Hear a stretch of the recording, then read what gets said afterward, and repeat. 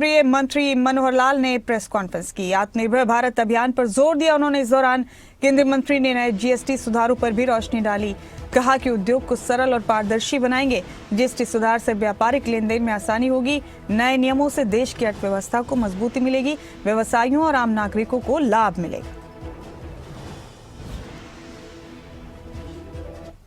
स्वदेशी उत्पादन इसको हम लगातार बढ़ा रहे हैं।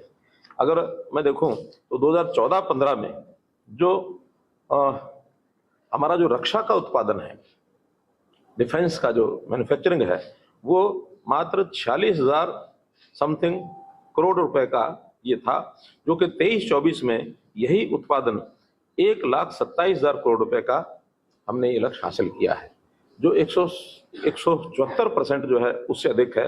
अर्थात रक्षा का जो उत्पादन है उसमें हमारी अपनी आत्मनिर्भरता भी रक्षा के सामान में हो और हम रक्षा के सामान को निर्यात भी कर सकें, ताकि हमारे देश की आर्थिक ताकत ये भी उससे बढ़े। तो एक बहुत बड़ा काम ये पिछले 10-11 सालों के अंदर हुआ है। रक्षा का निर्यात, जैसे मैंने बताया, 13-14 में मात्र 686 करोड़ रुपए का और जो है निर्यात है, ये रक्षा का निर्यात हमने किया, जो कि अब 24-25 में ये आंकड़ा बढ़कर 23,622 करोड़ रुपया हो गया।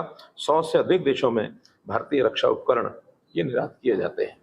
ताकि 12 लाख रुपए तक की इनकम टैक्स की लिमिट ये हमने की, ताकि लोगों के पास पैसा होगा तो खरीद करेंगे, उत्पादन बढ़ाएंगे तो उद्योग लगेंगे, रोजगार बनेंगे, फिर उसके बाद दोबारा से आर्थिकी में, इस चक्र में वो सारा सिस्टम आगे बढ़ेगा। तो हम अपने देश की आर्थिकी को बढ़ा करके मजबूत कर रहे हैं। 13-14 में हमारा देश 11वें स्थान पर था दुनिया में, अपने जो हमारी इकोनॉमिक स्ट्रेंथ थी।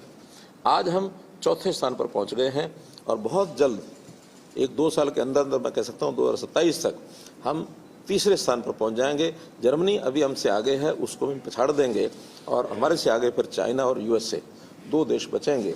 लेकिन हम उनके साथ compete करने के लिए अपने देश में ये सब अभियान चलाएंगे कि देश के लोगों को किस प्रकार से आत्मनिर्भर बनाया जाए, मजबूत बनाया जाए। अभी जैसे जीएसटी में जो सुधार किए गए हैं, इसके कारण से भी लोगों को काफ़ी बचत होगी, चीज़ें सस्ती